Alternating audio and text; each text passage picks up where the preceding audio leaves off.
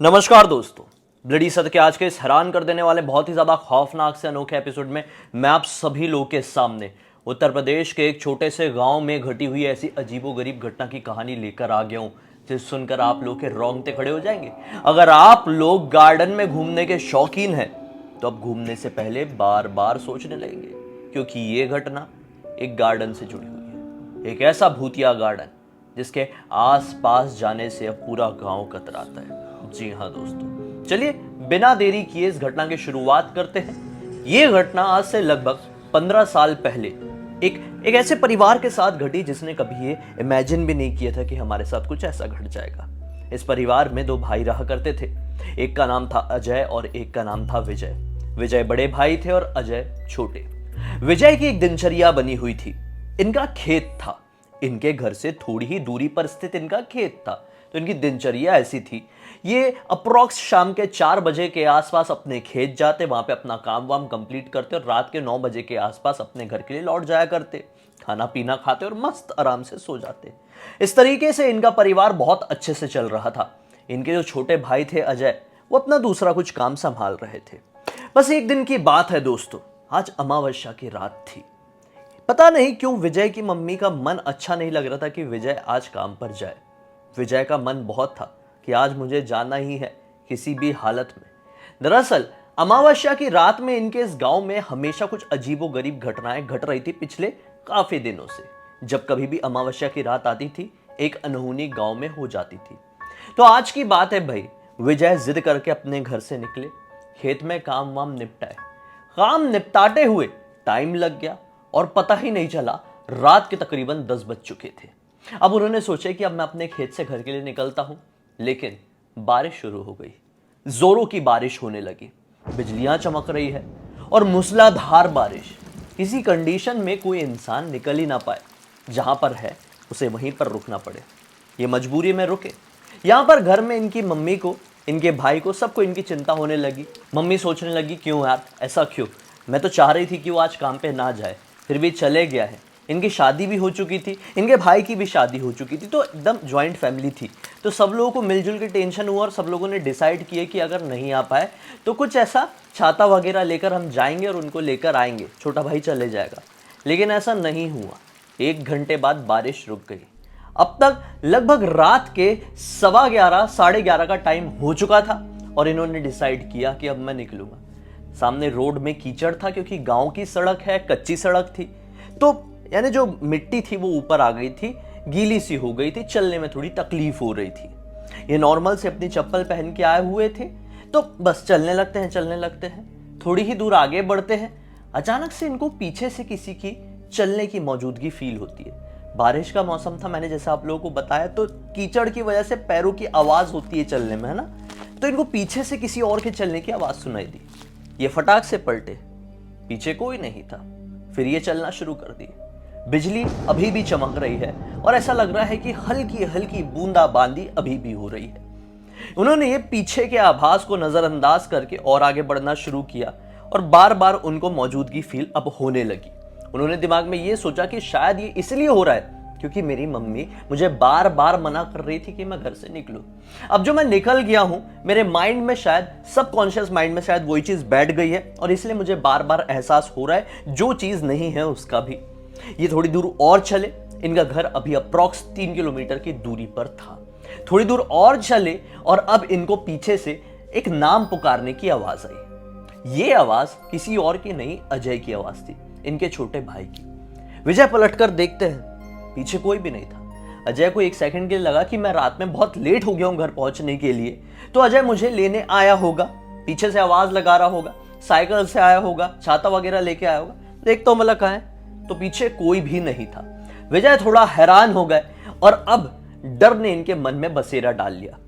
कारण इनके गांव में ये जो घटनाएं हो रही थी, लोगों का ये मानना था कि ये किसी एक छलावे का काम है। इस गांव में एक छलावा निकला हुआ है जो अमावस्या की रात में लोगों को उछलता है और उसके बाद उनके शरीर को पोजेस कर लेता है। धीरे धीरे करके उसकी बहुत बुरी तरीके से तबीयत खराब होने लगती है और सामने वाले इंसान की मृत्यु हो जाती है। छलावा डायरेक्टली किसी को हिट नहीं कर सकता, इसीलिए उन्हें पहले कमजोर बनाता है या फिर अपने छल के जरिए उनको मौत की नींद सुला देता है। ये सारी बातें उनके जहन में घर बनाने लगी और वो घबरा गए। लेकिन एक चीज अपने मन में वो ठान के बैठे थे कि मुझे जरूरत से ज्यादा नहीं डरना है। अगर मैं जरूरत से ज्यादा डर गया तो यहां पर जो कोई भी शक्ति अगर बाय चांस मौजूद है, अगर ये मेरे दिमाग का वहम नहीं है और यहां पे सही में अगर कोई शक्ति मौजूद है, तो वो मेरे ऊपर हावी हो सकती है, वो मुझे पजेस कर सकती है। मुझे कैसे भी हालत में सही सलामत आज घर पहुंचना है। वो फिर चलना शुरू कर देते हैं और फिर थोड़ी ही दूर बाद एक ऐसा बगीचा आता है, एक ऐसा बाग आता है जो कि बहुत पुराना था। इस गांव के एक वृद्ध व्यक्ति का था। यह व्यक्ति की उम्र अप्रॉक्स 72 साल की थी और इस पूरे घर में वो अकेला रहा करता था। इनके परिवार में से किसी की बात नहीं कर रहा हूं, एक दूसरा आदमी जिसका बगीचा अब उनको रास्ते में मिलता है। यह बगीचा बहुत पुराना था और लोग इस छलावे से ज्यादा इस बगीचे से डरते थे। कारण यह था कि गांव के लोगों का यह मानना है कि इस बगीचे में उस वृद्ध व्यक्ति की, उस बूढ़े आदमी की पत्नी की आत्मा का साया है। वो यहां पर भटकती है। दरअसल जो बहुत ही ज्यादा छोटे गांव होते हैं ना, वहां पे आसपास अगर शमशान घाट या कब्रिस्तान नहीं होते हैं तो लोगों के अंतिम संस्कार या फिर लोगों को दफनाने की प्रक्रिया वो अपने खेतों में ही कर दिया करते हैं, या फिर उनका कोई बड़ा खेत नहीं है तो अपने बगीचों में ही उनका अंतिम संस्कार या फिर उनको दफना दिया करते हैं। तो उस वृद्ध व्यक्ति की पत्नी को भी यहीं पर दफनाया गया था और उस बगीचे के आसपास आने जाने की हिम्मत किसी की भी नहीं थी। केवल वही वृद्ध व्यक्ति अपने उस बगीचे के अंदर या आसपास जा पाता था। इतनी रात गए तो शायद काफी सालों से उसके आसपास भी कोई नहीं भटका था और अब विजय उसी बगीचे को क्रॉस करके अपने घर पहुंचने वाले थे। अभी भी इनका घर अप्रॉक्स 1.5 किलोमीटर की दूरी पर था। जैसे ये बगीचे के सामने पहुंचे, इनको पीछे से किसी एक बच्चे की आवाज सुनाई दी। इनको ऐसा लगा कि अरे कोई पड़ोस का बच्चा तो नहीं है, हो सकता है यहाँ पर बहुत सारे बगीचे हैं, आम वाम तोड़ने के लिए आया होगा, कुछ काम से आया होगा, कुछ फल वगैरह इकट्ठे करने आया होगा और फंस गया होगा। बारिश बहुत है, कीचड़ बहुत हो चुका है, तो मैं मदद कर देता हूँ। शायद ये मेरा वहम नहीं था, शायद सही में किसी को मदद चाहिए। अब वो पलटकर देखने लगते हैं, ढूंढने लगते हैं। ऑब्वियसली पीछे कोई दिखाई तो देने नहीं वाला था। वो बहुत ढूंढते ढूंढते ढूंढते उन्हें लगभग 5 से 7 मिनट बीत जाते हैं। उन्हें कुछ समझ में नहीं आता है कि ये था कौन। फिर चलना शुरू कर देते हैं। फिर बगीचे को जैसे ही क्रॉस करते हैं, इनको पीछे से किसी के रोने की और फिर अचानक से हंसने की आवाज सुनाई देती है और अब ये समझ जाते हैं कि कुछ तो गड़बड़ है। ये अपने कदमों की रफ्तार बढ़ा देते हैं। अभी भी बिजलियां चमक रही थी और थोड़ी बूंदाबांदी शुरू हो चुकी थी वापस से। ये तेजी से चल के अब वो कच्चे वाले रास्ते को पीछे छोड़कर हल्का सीमेंटेड वाले रास्ते को पकड़ के अपने घर पहुंच जाते हैं। जैसे ही घर पे पहुंचते पहला कदम घर के अंदर रखते हैं तो इनके जो शरीर है उसमें ये थोड़ा सा बदलाव महसूस करते हैं। घर पहुंचते से ही इनके पेट में अचानक से दर्द सा महसूस होने लगा था। धीरे धीरे करके ये जो दर्द था ये बढ़ने ही लगा। ये परेशान होने लगे। खाना खाने का वक्त हो चुका था लेकिन ये खाना भी नहीं खा पाए और अपना पेट दबा के अपनी वाइफ को बिना कुछ ज्यादा बताए वो सो गए। अब जब अगले दिन वो उठे तो उन्हें बहुत तेज फीवर था, जरूरत से ज्यादा, और अब वो अपने बिस्तर से भी प्रॉपरली उठ नहीं पा रहे थे। कमजोरी बहुत ज्यादा हो चुकी थी और रात में एक बहुत ही डरावना सपना दिखाई दिया था। दरअसल ऐसा होता है, जब कभी भी हमें कोई डरावना सपना दिखाई देता है तो अगला जो दिन होता है वो हमारा बहुत ही ज्यादा अजीब होता है। इनफैक्ट मेरे ही साथ अभी रिसेंट में हुआ, मुझे एक बहुत डरावना सपना दिखाई दिया और जब मैं सुबह उठा अपनी प्रॉपर 7-8 घंटे की नींद कंप्लीट करके, तो भी मैं इतना ज्यादा ड्रेन्ड एनर्जी वाला महसूस कर रहा था ना, जैसी कोई लिमिट नहीं थी। मुझे ऐसा लग रहा था मेरी तबीयत खराब है, लेकिन पता नहीं वो क्या था। वो तो नॉर्मल चीज थी, बहुत सारे लोगों के साथ होती है, लेकिन इनके साथ जो हो रहा था, विजय के साथ जो हो रहा था, ये कहीं से भी नॉर्मल नहीं था।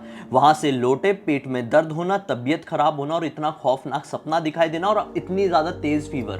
पहले तो इनको और घर वालों को ऐसा लगा कि ये बारिश में शायद भीग गए थे थोड़ा बहुत, इस वजह से उनको थोड़ा फीवर आ गया है। लेकिन धीरे धीरे करके जब 1 हफ्ते बीत गए तो कारण कुछ और समझ में आया।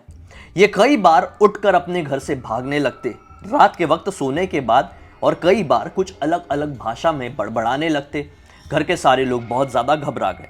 अब विजय के और अजय के जो सबसे बड़े वाले भाई थे, जो इस जॉइंट फैमिली में नहीं रहते थे, इनके घर से थोड़ी ही दूरी पर स्थित अपने एक दूसरे घर में रहते थे, वो सजेशन देते हैं इसको कोई ऐसी परेशानी नहीं हुई है जो मेडिकल साइंस सुलझा सके। दरअसल इसको कुछ बाहरी हवा लग गई है। उन्होंने इनके इस गांव से थोड़ी ही दूरी पर स्थित एक दूसरे गांव में इनको ले जाने की सलाह दी। दरअसल उस दूसरे गांव में एक बहुत ही पुराने ज़माने के अप्रॉक्स 90 वर्ष के एक सिद्ध बाबा रहा करते थे, जिनको इस तरह की परेशानियों को ठीक करना बहुत ही अच्छी तरीके से आता था। उनके पास वक्त रहते इन्हें ले जाया जाता है। सिद्ध बाबा अपनी झाड़ फूक शुरू करते हैं और एक बार में ही बता देते हैं कि जहां से ही अपने काम खत्म करके आता जाता है, उस रास्ते में एक बगीचा पड़ता है, जिस बगीचे में एक औरत की आत्मा का साया है। उस औरत की अकाल मृत्यु हुई थी, उसका सही तरीके से अंतिम संस्कार भी नहीं हुआ था। इसी वजह से उस औरत की आत्मा इस दुनिया में फंसकर रह गई है।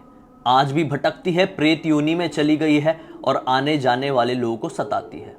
घर वाले सब लोग हैरान हो जाते हैं कि गांव में तो एक छलावे का साया है, फिर ये औरत कैसे हो सकती है। सिद्ध बाबा तुरंत बताते हैं, क्यों नहीं हो सकती औरत, ये औरत की ही आत्मा का साया है। अगर इससे निजात पाना है, अपने बेटे को ठीक करना है, विजय को ठीक करना है, तो एक काम करो, अपने घर जाओ और 2 मोटी रोटियां बनाओ।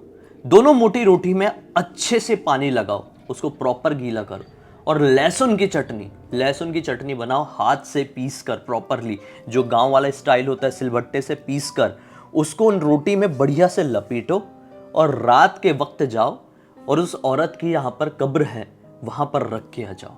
और ध्यान रहे, जो कोई भी ये काम करने के लिए जाए तो सिर्फ रखे, अपना काम करे और सीधा घर लौट कर आ जाए। गलती से भी किसी भी कंडीशन में उसे पीछे पलट कर नहीं देखना। इस काम का बीड़ा विजय के छोटे भाई अजय उठाते हैं और अगले दिन घर जाते से ही अजय अपने घर पे बढ़िया 2 मोटी वाली रोटियां बनवाते हैं, लहसुन की चटनी मस्त लपेटते हैं। रात में अप्रॉक्स 11:15 बजे वो अपने घर से उस बगीचे में जाते हैं। औरत की कब्र के ऊपर वो 2 रोटियां रखते हैं, लहसुन की चटनी से लिपटी हुई, और जैसे ही पलटकर लौटने वाले होते हैं, उन्हें भी पीछे से कुछ इसी तरह की अजीबोगरीब आवाजें सुनाई देना शुरू हो जाती है। लेकिन वो अपने आप को संभालते हैं, कंट्रोल करते हैं। दरअसल इस तरह की आवाजें किसी को वश में भी कर सकती हैं, करती भी थी, इसलिए ही तो लोग इतनी आसानी से पलटकर देख लेते थे। सब कुछ मालूम होने के बावजूद भी इनको भी सब कुछ मालूम था और ये जैसे तैसे करके खुद को कंट्रोल करते हैं। और जैसे ही घर पहुंचते हैं, उस दिन से लेकर 10 दिन थे इनके बड़े भाई के शरीर की रिकवरी में, ये पूरी तरीके से ठीक हो जाते हैं। और ये लोग भी ये मान लेते हैं भाई कि अब गलती से भी उस रास्ते से नहीं जाना है। इन लोगों ने एक अपना दूसरा लॉन्ग कट पकड़ा, जो बहुत लंबा घूम के इनको आना पड़ता, तो अभी भी वो अपना काम कंप्लीट करके उस लंबे रास्ते से लौट के आते, ना कि उस भूतिया बगीचे के आसपास से। वो क्या, पूरे गांव के लोगों को जब ये बात पता चली तो लोगों ने इस रास्ते से गुजरना ही छोड़ दिया और इस बगीचे को कह दिया हमारे गांव का, हमारे पूरे जिले का ही सबसे ज्यादा भूतिया बगीचा। ये पूरी की पूरी घटना की जानकारी मुझे किसी और ने नहीं, मधु ने इंस्टाग्राम पर लिखकर भेजी है, जो कि इसी परिवार का एक हिस्सा है। तो उम्मीद करते हैं कि आज की ये घटना की कहानी आप सभी लोगों को अच्छी लगी होगी। अच्छी लगी है तो इस वीडियो को लाइक जरूर कर देना, चैनल को सब्सक्राइब करके बेल आइकन दबा के ऑल के ऑप्शन में क्लिक कर देना, क्योंकि इसी तरह के हैरान कर देने वाले खौफनाक वीडियोस डेली आप लोगों के सामने लेके आते रहते हैं। इंस्टाग्राम की लिंक इस वीडियो के डिस्क्रिप्शन बॉक्स में मिल जाएगी भाई, क्लिक करके डायरेक्टली वहां पर पहुंच जाना। और इसी तरह की कोई भी कहानी या टॉपिक आप लोगों के पास भी है तो लिख भेजना, हो सकता है मेरा अगला वीडियो आप लोगों के हिसाब से बन रहा हो। तो चलिए दोस्तों, कल फिर से मिलते हैं, तब तक के लिए बहुत बहुत धन्यवाद। आप लोगों का दिन शुभ हो।